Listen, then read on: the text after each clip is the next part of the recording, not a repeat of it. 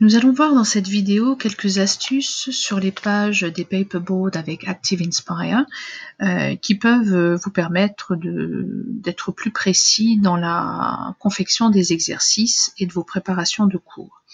Alors la première astuce qu'on ne connaît pas forcément quand on est novice avec ce logiciel, c'est celle d'ajouter de nouvelles pages. Alors par exemple ici j'ai ma carte des États-Unis et durant ma préparation je me rends compte que je souhaiterais avoir une nouvelle page juste avant.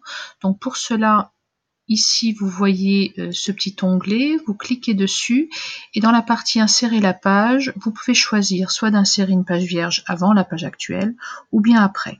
Donc là en l'occurrence je vais choisir avant et donc vous voyez automatiquement j'ai une nouvelle page blanche qui s'est affichée.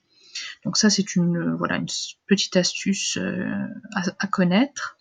Une autre astuce qui peut être utile, c'est celle de cliquer sur soit une image ou un mot et être renvoyé automatiquement sur une page bien précise de votre paperboard sans avoir à faire défiler toutes les pages. Alors par exemple ici, j'ai ici un paperboard avec différentes cartes géographiques de pays du monde anglophone et je souhaiterais en cliquant sur le nom du pays en question arriver directement sur la page voulue. Donc pour cela, je sélectionne ici l'objet, le mot que je souhaite, pour lequel je souhaite obtenir ce lien. Donc je le sélectionne, je me rends dans le navigateur d'action représenté par cette petite toupie.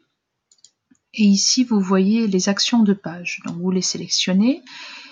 Et si vous regardez tout ce qu'on vous propose, ici j'ai le choix d'aller sur une autre page. Donc je le sélectionne. Et je choisis ici le numéro de la page sur laquelle je souhaite arriver. Donc pour moi c'était la 5e et on n'oublie pas de cliquer sur appliquer les modifications. Donc à partir de là, quand je place ma souris sur le mot en question, je vois qu'il a une fonction et si je clique dessus, j'arrive effectivement sur la page que je souhaite, c'est-à-dire la Nouvelle-Zélande. Donc ça peut vous faciliter la vie quand vous préparez un exercice pour vos élèves.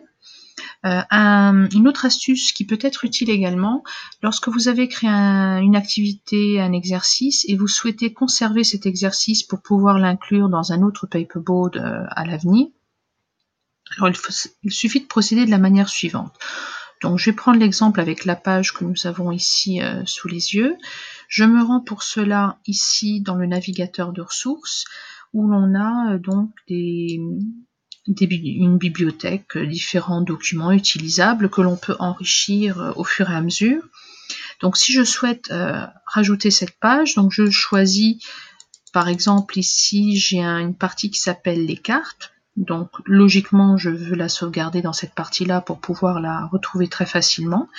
Alors il suffit pour cela que je me place sur ma page, je fais un clic droit et vous voyez ici ajouter à la bibliothèque de ressources. Donc vous pouvez choisir d'ajouter le fond, une grille ou bien la page. Donc moi en l'occurrence c'est la page complète, donc je sélectionne. Et vous voyez automatiquement elle est enregistrée et je peux à tout moment plus tard réutiliser cette page d'exercice dans un autre paperboard ou dans une autre activité. Voilà, à très bientôt.